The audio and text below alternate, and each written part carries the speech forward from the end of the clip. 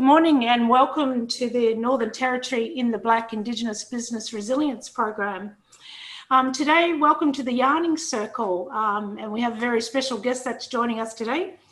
My name is Julianne Lambourne and I'm part of the Team Tagai. But first, let me start by acknowledging the traditional custodians on the land upon which we are gathering today virtually.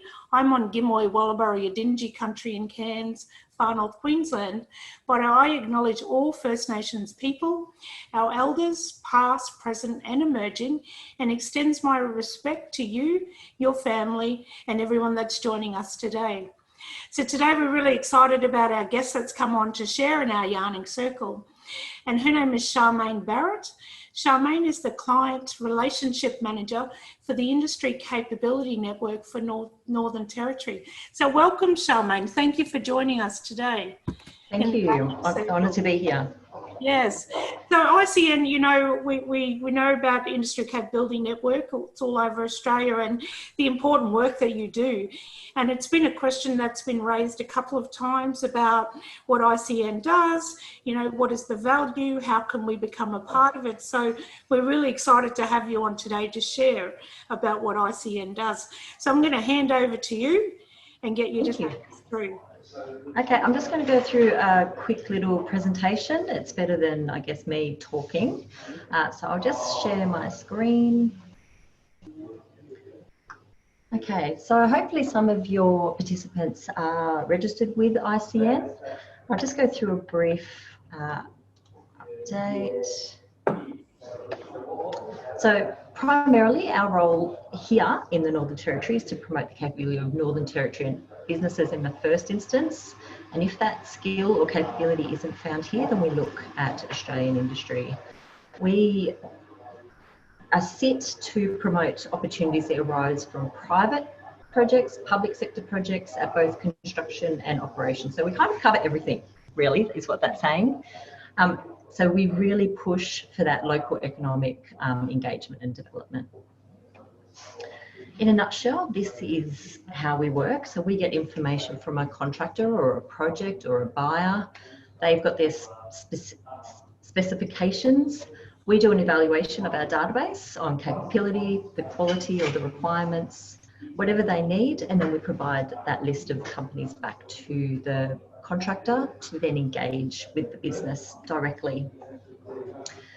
We've got about 3,500 NT businesses currently on our system, with 260 of those indicated as Indigenous owned businesses. On the national level, that's a lot broader. So we are part of a national database with about 70,000 suppliers, and we cover everything, all sectors, because as you look at projects, they need stationery, they need building, they need linen for construction camps, they need artwork for their offices, they need big dozers. So it doesn't matter what industry you're in, we gather your information on our database. So in terms of Indigenous owned businesses, it is a database within a database. As I said, in the territory, we've got about 260 indicators Indigenous owned. And you can have those marked in there as either a majority Australian Indigenous owned business, 50% or self-identified. So we do have the option for all three. We at ICN actually keep arm's length from that verification. So we use the third party. So whether they've been verified or certified through NT IBN, which is up here in the territory, Supply Nation, which is on the national level, ORIC, there's New South Wales, there's a whole list of verifying organisations within our system that you can mark that you've been verified by.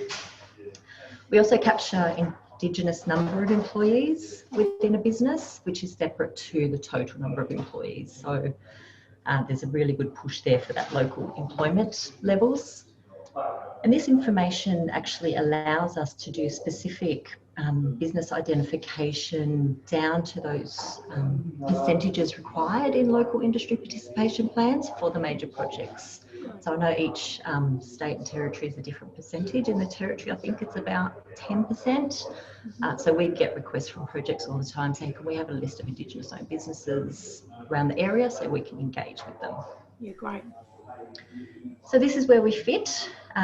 We fit in these blue boxes here within a project process. So initially we can do a lot of the pre-planning and investigation through mapping and supplier matching. That information on the capability that's in the territory then goes into the project, into their planning processes, where they start breaking down work packages to, I guess, the industry that we've got here. We then help promote opportunities and businesses through all our communication tools, which I'll touch on quickly. After that, we then do our specific supplier matching. So if a buyer comes to us and say we need a number of companies that do civil contracting in Tennant Creek, we'll be able to then run that specifically to their requirements and provide that list.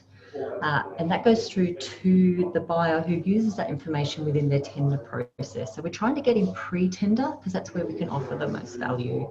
Once tenders go out, we can't get local companies or Indigenous owned companies into those processes. So we really act early on. Okay. And then they go through to contract award.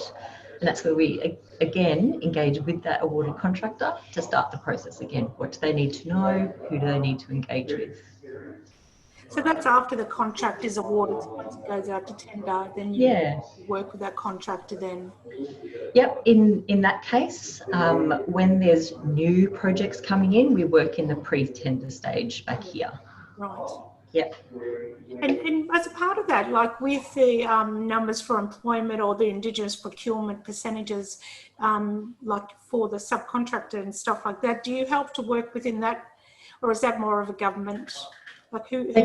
The government writes the policy, so whoever's going for that tender, we'll engage with that tenderer. So we'll provide them the information on a list of businesses that they may be able to use to include in their tender. Yeah. Okay. Yeah. So these, I guess, are the services we offer to industry or businesses. We act as a behind-the-scenes marketing arm for your business. So you enter in all your business capability information on our system, and then that's what we use to do our identification and matching for these opportunities that come through. We can market your business through our project portal, ICN Gateway, which I'll go through shortly. That's optional because there is a subscription to that. But for ICN to do what we do, we don't charge a fee. It's free for everyone to register with us. So we keep you updated of what's going on around the territory. As I mentioned before, we're not industry specific, so we cover practically everything. Our newsletters is a really good wrap up of the month of what's happening in all industries or projects where things are at, where opportunities are available. Right. We also do capability development, so we hold workshops so you can work on your profiles, make sure that the right information's in there so you do get picked up in our searches. We act as a referral service, so if we're finding a business is having issues or they have a chat to us and they're discussing things that they want to work on, we'll refer them to other government departments or NTIBN or whoever they need. We'll act as that referral service. And also workshops we hold as well. So this is where we sit with buyers, which I've kind of already gone through. That's that matching service. ICN Gateway, which I'll touch on, is where we put up all our opportunities for work opportunities and the communications, so all the events that we hold, industry briefings, newsletters. How often, can I ask, how often do you hold your industry events? So the most events are aligned to projects, so it's promoting the opportunities on those projects. Yeah, sure. So they could be really sporadic. Okay. But in terms of our capability workshops, they're held every month or two, depending on need for them. And sorry, can you just, I don't know if I'm jumping the gun, but your capability workshops, what can you give us some examples of those? Yep, so I'm going to jump into the profile shortly, Okay, but it's going through the profile that you hold with ICN. Sure. And making sure that you've got the keywords in there so that you're presenting your business the best way that you can for us to then market that to the buyers or the projects. Yeah, great. Yeah, and it runs through how to express interest in the work packages or the opportunities if you see any there that you want to express interest in. Yeah, fantastic. Okay, so this is a bit of an average of the number of inquiries we conduct a month. So that's on average 526 requests that come through our office looking for local capability or businesses. So it's fairly high level. Yeah. Under 1% of those is published on ICN Gateway. So this is, I guess, where I'm going to start going into the information that is captured within a company profile with ICN needs to be spot on, because where we sit in that project process is really early. So a lot of the inquiries are confidential. Yes. So we need to be able to assess those on the information that we've got within the database. So there's two different sides to how we have those work opportunities. Yeah, sure. So this is ICN Gateway. If we haven't seen it before, I will have the URL up at the end. And up the top here is where you log into your company profile. And if you don't have a company profile, you can create one through this portal. Right. So as part of your company profile, this is where we capture the information about the Indigenous owned businesses. So it could be yes or no. Okay. You get to check here those options. So whether you're a majority, 50% or self-identified. You can say if you're certified or incorporated there as a yes, no. And then down here, you can put down who you're certified or recognised by. So some of the options that could fit in the screenshot, you know, associate member, full members, certified, registered. So it doesn't have to be verified. It kind of suits all requirements there. Right. This is probably the most important part of a company profile is your notifications. So this is where we can communicate to businesses the opportunities that are happening on projects and the activity that's happening around the territory. So it's pretty simple. This is your company profile, you fill in all these areas, but they're contact specific. So if you have a business development person in the organisation, just select them and click everything for the Northern Territory. You get one kind of wrap-up email a day. If there's any opportunities, and if it's nothing relevant to you, just delete it. It's better to get them and delete them rather than miss out on the notifications. So we have our newsletters that go up once a month. As I said, we do showcase one business every month who's done something new or innovative. So that's an option there for any Aboriginal owned business that's increasing their capacity to approach us. We can showcase their companies. And we also got a ICN Facebook page. So we're on a couple of the social media platforms through LinkedIn and Facebook. All right, so this is one way that we can help promote Aboriginal owned businesses, but this is our looking for suppliers. So this is the bottom, going down on our Gateway page. This is where the public can go and search for industry, but this one here is the subscription one. So this is optional. Right. There's information on the page. As I said, you do not need that for ICN consultants to do our job. This is more for a advertising marketing option for your business. So the Spruce subscriptions, if you do get the lower level, you'll come up as a one-liner in the search results. The next level, you come up as, you know, a little bit of information about your business. And the high level, you get a summary, but you also get like a little customized web page. So if you can't afford to get a website done up, this may be an option for you, because you can upload a capability statement, you can customize all this text, put logos, photos, that kind of thing. So that's the high level subscription, all optional, as I mentioned. The next one down on our Gateway page is where we look for those opportunities. So you can put in the key areas here, whether it be, you know, fabrication, steel, civil, and the state. So you'd always probably check Northern Territory, but we are national, so there are national opportunities. And you'll be taken to a project page. So all our projects have a little bit of information there about what's going on. And most of them have a general updates or any opportunities. So we really encourage people to register against this package to get updates on that specific project. So if they want to track the progress of a project, we really encourage them to register against the general updates package. And then when opportunities do get posted, you'll get notified. So this is how we list our opportunities. These ones are a bit high level. They're the last ones that we did on the Tyndall project. So we'll list them down the bottom in the packages, the open and close date, and each of them will have a document with the scope. So that you can actually read that. That's all public. So you can make an assessment there, whether you can do a full package, you can do everything that's included, or a partial. So you can supply to someone or a section to that, and you register at that level.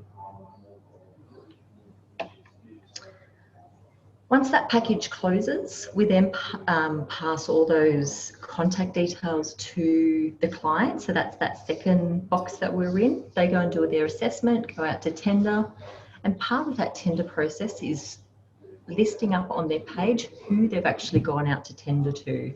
So the request for tender documents are listed on each of the project pages as well. So this is where a lot of the lower tier or the smaller suppliers can contact the tenderers directly and market your own businesses to these people that are doing their tenders. So it's kind of closing the circle for the smaller suppliers around the territory. Once a package gets awarded, we put up who's been awarded, contact details. Once again, we do that to be transparent and allow smaller industry or any industry really to contact those companies and offer their services. So just trying to get as much information out into the public as we can for people to, you know, grow and be visible. So that's just a snapshot. Make sure you register for those, any opportunities to keep updated. Another way that we help promote Aboriginal or Indigenous owned businesses, as part of your Gateway profile, you get access to this NT Aboriginal Content Finder. So we've developed this in partnership with Param Water. They were finding that when they were working throughout the territory, it was really hard to engage or find Aboriginal owned businesses because we were giving them a spreadsheet, it was getting out of date. So now they've got this yeah, it's like a big promotion portal. So any Aboriginal owned business, doesn't matter if you're verified or certified or self-identified, or non-Aboriginal business with a high percentage of Aboriginal employees, because it's all about promoting Aboriginal engagement. You can check your eligibility, so you're able to jump online and check to see if you're eligible, if you're not already in there. And it's searched through, I'll flip over this one, in keywords. So you can search keyword, an area. It's all linked to Google Maps, so it's all within proximity. You can search by capability, which is, or ANZIC codes, which is all part of your profile. And this is how your company gets promoted back to whoever's finding it. So once again, it's a free promotion tool that comes with your profile. So this is what the public sees. Update, website, links to websites, that's option there. Param Water, or whoever we give this to, which some of the projects, they have a login, so they get to see different information about your company. So they can see the how you're set up, whether you're 50% or majority, if you're self-identified, how many employees, how many Indigenous employees, a guesstimated turnover. This is all averages. There's also the ability to provide them your capability statement. Yeah, and do you find many businesses have a capability statement? Some do, some don't. That's why part of, I guess, our high-level boost subscription actually has the opportunity to export what's in your capability profile into a capability statement. Right. So you don't have to rewrite one, it formats it all for you. So there is an option there as well that we're putting forward to help suppliers that, you know, can't afford to go get one done professionally. Yeah. So currently we've got over 250 Aboriginally owned businesses listed on the ACF within the territory. So that information is all there.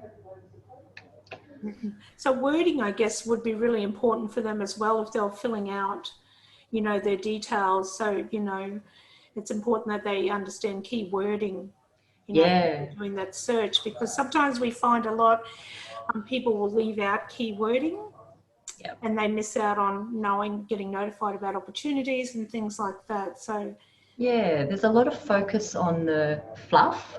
So yeah. I am really good at this, and I've been doing it for many years. We really try when we verify profiles, because everyone that submits a profile, our consultants go through to verify it, and we reword it a little bit to make sure that there's facts in there and their capability is there to be promoted. Okay. Yeah. So this here is what I would mention in that really early planning stages, the capability mapping. This is one of the mapping exercises I did earlier in the year for federal government. So they were wanting to know that Aboriginal business capability around the Beetaloo corridor. So for when these gas projects start ramping up over the next few years, you'll see that what we do is break down one of those packages into categories, and then we assess it to our database. So we can say in earthworks, about 44, capable Aboriginal businesses. They branched it up to Darwin as well. So Darwin down to Tennant Creek. 7 were specifically in the corridor. They were majority small businesses, which I haven't got the thing down there, but mostly small in the business scale. And these are the areas, these are the diversity of the businesses where they are. So it kind of gives them a snapshot of the current capability. So they can look at this report and they can say, okay, blasting operators, there's a load, there's a gap. Maybe that's an area that we can develop a business to increase them and increase their opportunities to engage in these kind of projects in the future going forward. So they use that as a growth tool as well.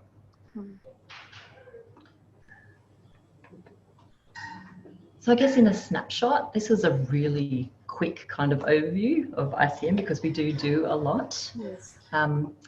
So ICN and Indigenous Owned Business is ICN Gateway. So there's that option for the Boost program to promote your business there as a marketing tool. You can use ICN Gateway for those work opportunities. So use it as business development. Use those tender lists to contact them and push your products and services.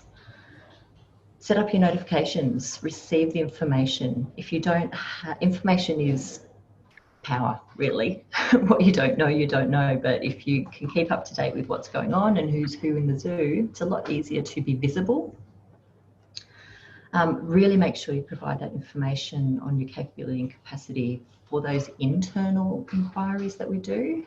As I said, there's a high percentage that we do that aren't on ICN Gateway, so we need to be able to market your tool the best way, your company the best way possible. Jump on the ACF, have a look. If you're not already registered, as I said, it is a free part of your ICN Gateway profile. We just need to add you to that channel and we can get your information populated. Most of our projects have Indigenous lists or registers, as I've mentioned before, as part of those local content requirements. So if you've ticked that you're an Aboriginal or Indigenous owned business, we'll go into those automatically. And yeah, you're captured in our capability mapping. So there's many ways that we help Aboriginal owned businesses be visible and encourage work. So I'm guessing, like for any Aboriginal Torres Strait Islander businesses that are listening here to this talk with ICN, it's really important that you have visibility across all the platforms to look at this business. And I'm guessing just the key things are working with ICN, knowing the keywords, making sure that all of your business contact details are current. Absolutely. So our board has set us a 90% currency rate on all our profiles, which means we are in contact with businesses fairly often. Yes. Because we promote your business. It's not going to look good for us or for you if we put your name forward to a project and that person hasn't been there for 6 months. Yeah. So there's definitely value in registering for ICN, even though you have 260 businesses. For the businesses that are out there, Indigenous businesses, there's definitely some real value in registering with ICN and the opportunity that you have to promote their business as well, which is fantastic. Thank you so much. That was actually really interesting. It was interesting for me as well, you know, being a business, to see what you do up there and the opportunities, because there are some major opportunities coming up in the Northern Territory. There are some really big projects that are coming on board. So, you know, this is another avenue for our Aboriginal and Torres Strait Islander businesses to get on board and to find out some more. Do you have anything else like you would like to add? Are there any words of wisdom you can give to our businesses in moving forward? Yeah, just I guess a reminder to work on your business as well and not just in your business. Yes. Because we find that people get so caught up in working in the business every single day, they don't look outside and look at this other stuff that can help them in the background while they're busy working in their business. So yeah, I think that'll be my comment. Yes, and it is very understandable, you know, being in business, you so are entrenched in your business. Yeah. It is so important for your sustainability and also your growth for businesses is working on. So it's trying to find that balance of time, you know, being able to do those things. So, but again, thank you, Charmaine, for coming on. It was very interesting and the information was really relevant, especially as we're starting to start transitioning out of COVID-19 because we had such implications for COVID, but we are starting to see some movement out of COVID for our brothers and sisters up there. So if you're watching, Sorry, I think this is probably the best time to be visible because it is harder for interstate suppliers to come into the Northern Territory. So if any time is probably the best time to get out and promote your business to projects or buyers in the Territory, it's now. Yeah, great. And there's the contact details for ICN up there as well. But if you're watching this video and you're wanting to know more about the Northern Territory in the Black Indigenous Business Resilience Program, just comment Deadly in the comment below and our team will be in contact with you as soon as possible. If you're watching this via YouTube, just click on the link below and you'll be able to gain more information about our program. But thank you again for your time today, Charmaine. Definitely, if there are any inquiries, you can either contact us or use the contact on the video here as well. But let me end where we started. I'd like to pay acknowledgement to all of our Aboriginal and Torres Strait Islander ancestors, elders, community, and all of our families today. Thank you for tuning in. The program is running for a 12-week period. We are in our 7th week of the program. So please come on, ask any questions, but thank you for joining us and thank you for speaking today, Charmaine. Tune in on Friday. We'll have another NT Indigenous business coming on to give them some promotion about what they're doing and the deadly work that they're doing in the Northern Territory. But thank you again for listening today.